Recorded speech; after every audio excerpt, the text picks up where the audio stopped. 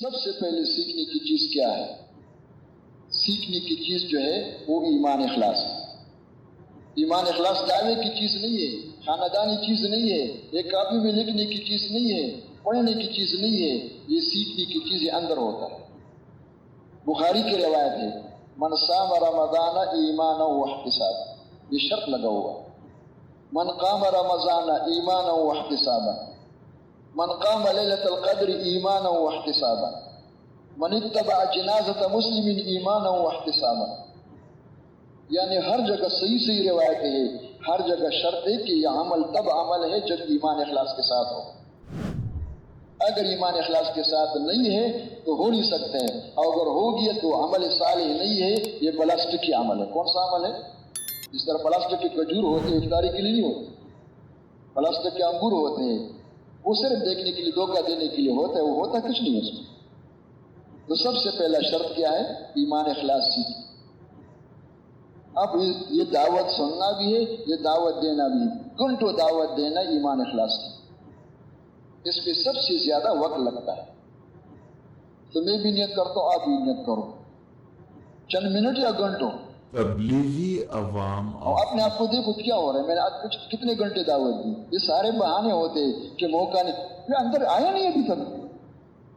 ہم سب کو چھوڑ کر کیوں آئے ہیں کہ بھئی کوئی چیز رکاوٹ نہ بنے جس کام کے لیے ہم آئے، جس کے گھنٹوں ہم دعوت دیں، اپنے اندر پیدا کرنے کے لیے، اپنے اندر لانے کے لیے، اپنے الفاظوں سے دھوکے مت کھائیں۔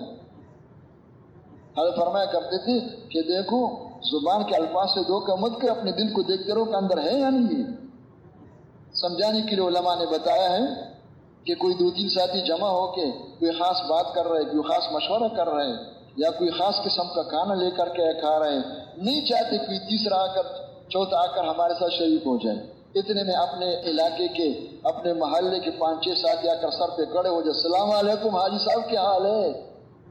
ان کو دیکھ کر کے دل کا کیا حال ہوتا ہے؟ دل میں سخت ناراض ہے، سخت غصہ ہے کہ اللہ ان کو ہدایت دے دے، مصیبت خانہ کہاں سے پہنچ گیا۔ لیکن زبان سے کیا کہہ رہے ہیں کہ ڈاکٹر صاحب آپ کے آنے سے بڑی خوشی ہوئی، حاجی صاحب خدا کے یقین کرم میں انتظار میں تھا۔ کہتے سب کچھ زبان سے وہی چل رہا ہے جو اندر نہیں ہے، اندر اس کے خلاف ہے۔ تو زبان کے نعروں سے دھوکے نہ کہیں، وہ تو اندر دیکھا جائے گا کہ اندر ہے یا نہیں ہے، اور اندر آنے کے لیے سال ہر سال چاہیے، یہ ظاہر استعمال کرنا پڑے گا۔ اس یقین کو پیدا کرنے کے لیے دعوت کا سننا بھی ہے، دعوت کا دینا بھی ہے، اس کو سوچنا بھی ہے اور اس کی مشق کرنا ہے، اور آ کر پھر پوری زندگی میں یقین مطلوب ہے۔ لیکن سب سے پہلے نماز میں کر کے دیکھا، اور جس کا نماز میں یقین ٹھیک نہیں ہے اس کا دکان میں یقین کیسے ٹھیک ہو سکتا ہے؟ جس کا نماز میں یقین خراب ہے اس کو کرسی پر بیٹھا دو گے تو اور بگڑ جائے گا۔ تو ہم نیت کر لیں انشاءاللہ کہ سب سے پہلی محنت ہے، ایک محنت، دوسری محنت پر علم کی۔ ایک علم ہے مشاہدے سے اور تجربے سے چیزوں کا، ایک ہے علم سننے سے آتا ہے، ایمان پر، اعمال پر، ایمان صفات پر اللہ خوش ہو کر اللہ کیا دیں گے یہ تعلیم کے حلقوں میں سننا، اتنا سننا، اتنا سننا، اتنا سننا کہ اللہ کے وعدوں پر یقین آ جائے، اور پھر جو عمل ہمارے آپ کے ذمے اس کا طریقہ سیکھے، زیادہ باتیں نہ پوچھیں۔ علم سمندر ہے، اگر آپ کو شوق ہوگا ساری زندگی لگا دو علم کو، سارا علم قابو میں نہیں آ سکتا۔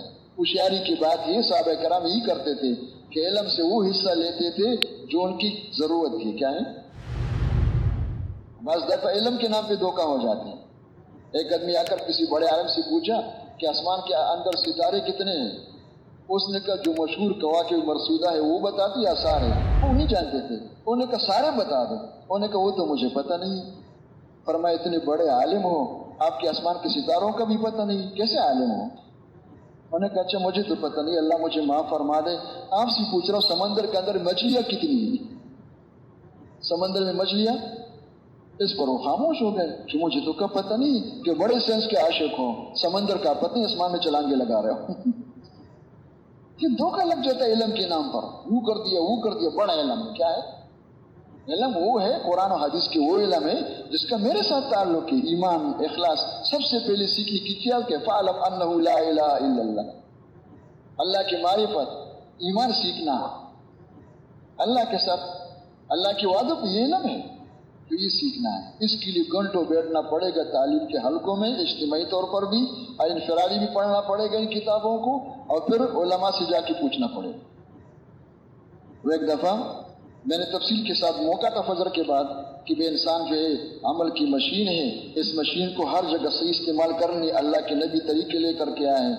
وہ سارا بیان کرنے کے بعد میں دیکھا تو پیچھے ایک نوجوان دوڑ رہا ہے، وہ قلم بھی ساتھ تھا، کاپی بھی تھا، کہ وہ سب کچھ آپ نے بتا دیا، کسی کتاب کا نام مجھے بتاؤ کہ اس میں سارے طریقے موجود ہو. میں نے کہا میں نے اس کا نام بتا دیا، اللہ آپ کو سمجھ دے دے. میں نے آپ سے کہا تھا کہ علماء سے جا کے پوچھو. کیسے پوچھو؟ ان کے پاس ایک کتاب نہیں کئی کتابیں ہیں، اور وہ کتابوں کو استادوں سے سمجھ کر کے آئے. آپ کے پاس پہلی کتاب ہے نہیں، کوئی اردو کی کتاب خریدو گے، آپ سمجھ کہاں سے لاؤ گے؟ سمجھ میں آ گیا؟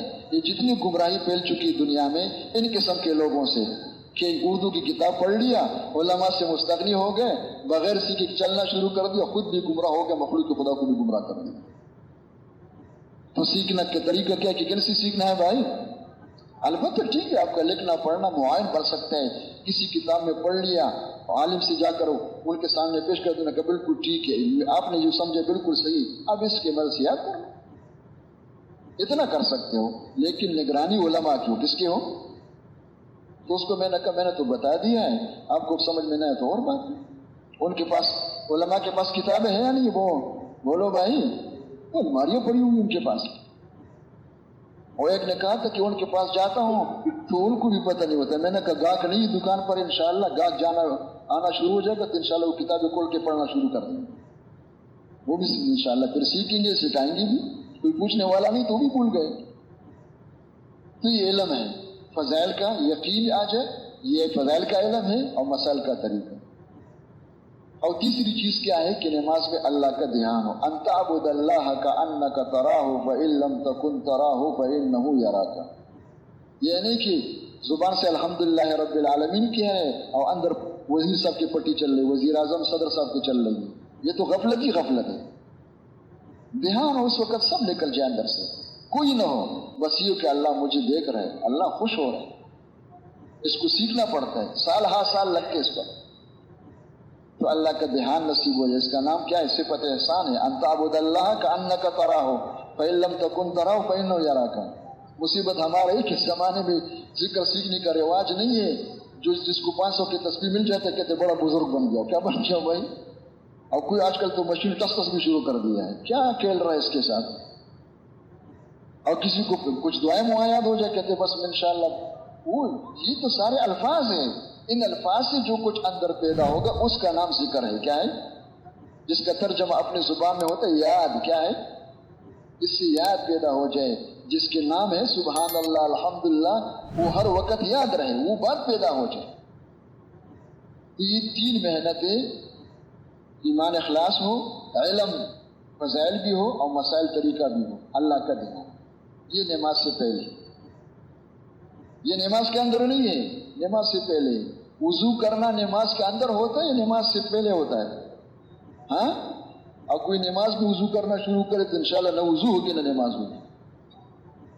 پہلے تو کوئی متوجہ نہیں ہوتے، اور بڑے متوجہ ہو جاتے ہیں نا، نماز کے اندر آنکھیں بند کر رہے کہ دھیان بنا رہا ہوں. دھیان یہاں بنتے اللہ کی بندی، آنکھیں بھی بند کر دی. کیا کر دیا بھائی؟